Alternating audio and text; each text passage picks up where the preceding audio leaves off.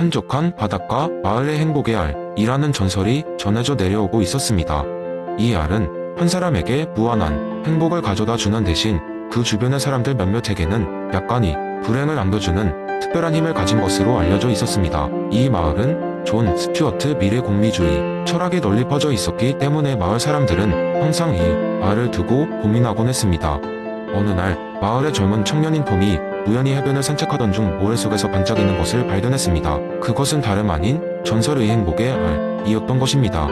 톰은 순간적으로 행복해졌지만 그는 이 알의 힘과 그에 따른 결과를 생각하게 되었습니다. 그는 이 알이 주는 행복을 독차지하고 싶은 마음도 있었지만 동시에 알이 가져올 불행을 두려워하기도 했습니다. 무엇보다도 고향 마을의 행복을 모두가 함께 누리는 것을 중요시했던 그는 결정을 미루기로 했습니다. 톰은 조언을 구하기 위해 마을의 현자 할아버지를 찾아갔습니다. 현자 할아버지는 톰에게 말했다. 공리주의를 기반으로 생각해보게. 이 알이 한 사람에게 얼마나 큰 행복을 줄 수 있을지는 모르지만 그것이 다른 사람들에게 불러올 불행도 고려해야 하네. 최대 다수의 최대 행복이라는 원칙을 따를 때 우리는 모두를 위한 최선의 선택을 할 수 있네. 톰은 현명한 할아버지의 조언에 따라 알을 가지고 마을 회의를 소집했습니다. 마을 사람들은 톰의 발견에 놀라움을 감추지 못했지만 곧이어 이 알의 사용에 대해 열띤 토론을 벌였습니다. 몇몇 사람들은 개인의 행복이 큰 가치를 지닌다고 주장했고 다른 이들은 마을 전체의 행복을 먼저 고려해야 한다고 주장했습니다. 결국 마을 사람들은 공리주의의 기본 원칙에 따라 결정을 내리기로 했습니다. 알을 한 사람이 소유하는 대신 그것을 마을 중앙 광장에 두어 알의 행복 에너지가 마을 전체에 골고루 스며들게 하자는 것이었습니다. 그렇게 하면 한 사람의 더 큰 행복보다 마을 전체가 조금 더 행복해지는 결과를 가져올 수 있을 것이라 믿었기 때문입니다. 이 결정을 통해 마을 사람들은 톰이 발견한 행복의 알을 개인의 소유물이 아닌 모두의 자산으로 삼아 그 힘을 최대한 많은 사람들에게 이롭게 사용하고자 했습니다. 이 과정에서 마을은 더욱 단결하게 되었고 서로의 행복을 배려하는 마음을 배우게 되었습니다. 결국 톰의 발견과 마을의 결정은 그들의 삶 속에 미래 공리주의 원칙을 자연스럽게 녹여냈으며 이는 마을 사람들에게 덩달아 행복을 전하는 결과를 가져왔습니다. 그리고 이 이야기는 먼 훗날에도 행복의 알에서 배우는 지혜라는 제목으로 전해지며 사람들에게 공동체의 중요성과 행복의 질적, 양적 접근에 대한 교훈을 전파했습니다. 두 번째 이야기. 어느 날 호기심 많은 학생들이 모여 수업을 듣고 있었습니다. 그날의 주제는 플라톤의 이데아론이었고 교수님은 이 주제를 아주 특별한 방식으로 학생들에게 설명하고자 했습니다. 교수님은 학생들을 데리고 캠퍼스를 나와 호숫가로 향했습니다. 호수는 맑고 잔잔했으며 그 주위에는 푸른 나무와 다양한 꽃들이 만개해 있었습니다. 학생들은 교수님의 예기치 못한 수업 방식에 약간은 혼란스러워했지만 호숫가 피크닉이라는 생각에 기분이 나쁘지는 않았습니다. 교수님은 학생들을 모두 모아 앉힌 뒤 호수를 가리키며 이야기하기 시작했습니다. 여러분, 지금 여러분 앞에 펼쳐진 이 호수는 우리 감회에 경험하는 감각의 세계라고 할 수 있습니다. 그 표면은 아름답게 빛나고 있지만 물속에 감춰진 것은 무엇인지 알 수 없지요. 학생들은 고개를 끄덕이며 교수님의 이야기를 경청했습니다. 교수님은 잠시 멈추고 나무에 기대어 지그시 눈을 감은 뒤 이야기를 이어갔습니다. 플라톤은 이 감각의 세계가 바로 우리가 매일 보고 듣고 느끼는 것들이라고 했습니다. 그러나 이 모든 것은 불완전하고 변합니다. 예를 들면 계절이 바뀌면 이 호수의 모습도 달라지겠지요. 하지만 플라톤은 이 변화하는 세계 너머에 변하지 않는 이데아라는 것이 있다고 했습니다. 그 말을 듣고 한 학생이 호기심에 차서 물었습니다. 그렇다면 이 호수의 이데아는 어디에 있는 건가요? 미소를 띤 교수님은 답했습니다. 이 호수의 이데아는 물리적으로는 존재하지 않지요. 그것은 이 호수가 존재하기 위한 완전한 개념, 즉 본질입니다. 우리가 보는 것은 그 이데아의 그림자일 뿐입니다. 학생들은 여전히 이해하기 어려운 듯 했지만 곧이어 교수님은 동굴의 비유를 설명하며 이야기를 계속했습니다. 상상해보세요. 여러분이 이 호수 뒤에 숲속 어두운 동굴에 갇혀있다고 생각해봅시다. 그곳에서는 호수의 물결이나 반짝임 같은 것은 전혀 볼 수 없죠. 그저 동굴 벽에 비친 희미한 그림자만을 볼 수 있을 뿐입니다. 여기저기서 학생들은 소리를 내며 이해의 조짐을 보였습니다. 여러분이 본 그 그림자가 바로 우리가 일상적으로 경험하는 세계입니다. 우리는 그 대상이 실제라 믿고 살아가죠. 하지만 만약 동굴 밖으로 나가 이데아의 세계를 보게 된다면 그제야 비로소 우리가 경험한 그림자들이 무엇인지 깨닫게 되는 것입니다. 이에 깊은 고개 끄덕임이 학생들 사이에서 파도처럼 이어졌습니다. 마지막으로 교수님은 학생들에게 물었습니다. 이제 여러분은 무엇을 볼 준비가 되었나요? 학생들은 서로를 바라보며 생각에 잠겼고 한 학생이 손을 들고 대답했습니다. 우리는 이제껏 생각해보지 않은 것들을 보기 시작할 준비가 된 것 같습니다. 이렇게 해서 교수님의 이데아론 수업은 끝이 났습니다. 호수의 물결은 여전히 잔잔했지만 학생들의 마음은 이전보다 훨씬 더 깊어졌습니다. 그들은 단순한 감각의 세계를 넘어서 더 본질적인 것을 바라보는 눈을 갖게 되었고, 그것은 아마도 그들의 인생에 새로운 깨달음과 깊이를 안겨주었을 것입니다. 세 번째 이야기, 옛날 옛적 그리스의 어느 작은 마을에서 철학을 공부하는 청년 디오니소스가 있었습니다. 디오니소스는 지혜를 추구하는 열망이 가득한 사람이었습니다.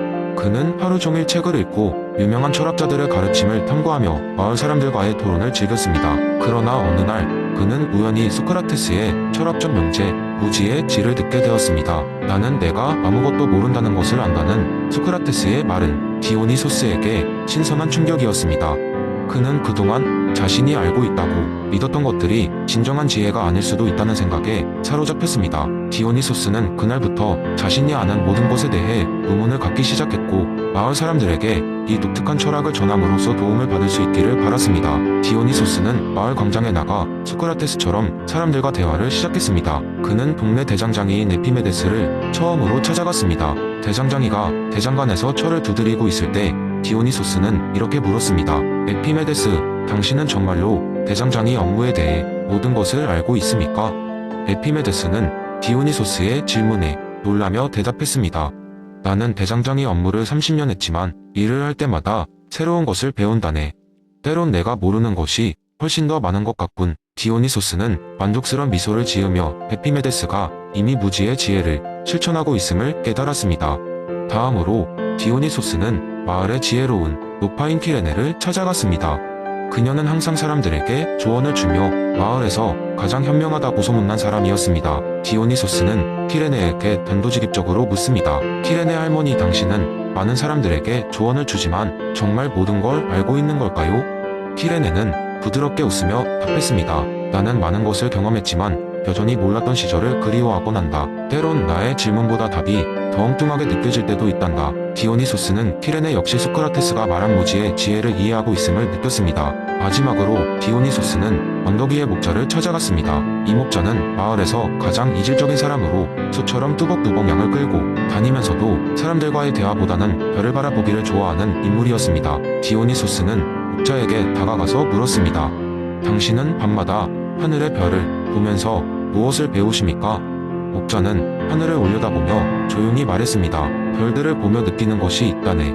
내가 아는 것은 지극히 적고 우주에는 끝없는 신비가 가득하지. 그럼에도 그저 바라보는 것만으로도 충분히 아름다운 걸 알지. 디오니소스는 마을 사람들과의 대화를 통해 자신의 무지를 인정하는 것이 얼마나 중요한지를 깊이 깨달았습니다. 그 이후로 그는 스스로를 무지의 철학가라 칭하며 매일 새로운 질문을 던지고 그것에 대한 답을 찾아가는 삶을 살았습니다. 디오니소스의 이러한 여정은 마을 사람들에게 큰 영감을 주었고, 그들 모두가 자신의 무지를 탐구하는 자가 되는 데 기여했습니다.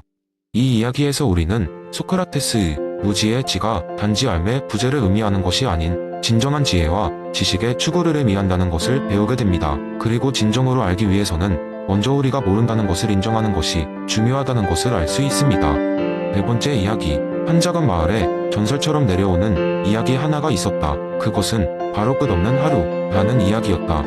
이 마을의 한복판에는 바람에 흔들리는 오래된 풍차가 있었고, 사람들이 믿기로는 이 풍차 안에는 특별한 힘이 깃들어 있었다. 주인공은 마을의 제빵사인 한나였다. 그녀는 매일 아침 일찍 일어나 신선한 빵을 구우며 하루를 시작했다. 하지만 그녀의 마음속 깊은 곳에는 항상 더 큰 꿈이 있었다. 세상 여행을 떠나고 새로운 사람들을 만나고 다양한 문화를 경험하고 싶다는 열망이었다. 그러나 그녀의 현실은 빵 반죽을 하고 오븐 앞에 서는 일상이었다. 어느 날 밤, 한나는 우연히 마을의 선배가 들려준 끝없는 하루 이야기를 떠올리며 혼잣말을 했다. 만약 내 삶이 영원히 반복된다면 나는 지금을 어떻게 살아야 할까? 니체의 영원회귀 개념처럼 그녀는 자신의 매일매일을 무의미하게 소비하고 있는 것이 아닐까 하는 생각이 들었다. 그날 밤 꿈에 한나는 한 신비로운 인물을 만났다. 그 인물은 반짝이는 눈을 가진 여행자였다. 그가 한나에게 말했다. 아침에 내가 사는 방식은 영원히 내가 살아갈 방식이 될 것이다. 그렇다면 내가 바라던 그 삶은 어디에 있을까? 이 말을 듣자마자 한나는 꿈속에서 미소 지으며 대답했다. 나는 내 빵을 굽고 사람들을 행복하게 만드는 것이 좋아. 그러나 이제 세상에 나가 내가 만든 빵을 더 많은 사람들에게 나누고 싶어. 다음날 아침, 한나는 결심했다. 빵집 문을 닫고 그녀의 오랜 꿈을 이루기 위해 세상으로 나갈 시간을 마련한 것이다. 무한히 반복될 수도 있는 지난 날들을 기념하며 그녀는 자신이 열정적으로 사랑하는 일을 통해 새로운 방식을 찾기로 했다. 그녀는 빵을 들고 여러 도시를 돌아다니며 사람들에게 맛있는 빵을 나누어 주기 시작했다. 새로운 친구들을 만나고 다양한 문화권의 사람들과 이야기를 나누며 그녀는 깨달았다. 그녀의 작은 변화가 얼마나 큰 의미를 가질 수 있는지를. 한나는 이제 세상 곳곳을 누비는 유명한 여행 제빵사가 되었고 어디를 가든 그녀의 빵과 이야기가 사람들에게 기쁨을 주었다. 그녀는 자신의 삶이 다시 반복될 것이라는 두려움 대신 그 안에 숨겨진 무한한 가능성을 발견한 것이다. 이 이야기는 마을 사람들에게 큰 깨달음을 주었다. 매일 반복되던 일상 속에서도 새로운 의미를 찾고 삶 속에서 자신만의 독특한 길을 찾으라는 메시지를 전했다. 영혼 회귀는 우리가 매 순간 선택을 어떻게 할지 다시금 생각하게 만들고 더 풍요롭고 의미 있는 삶을 창조할 수 있는 기회를 제공한 것이다.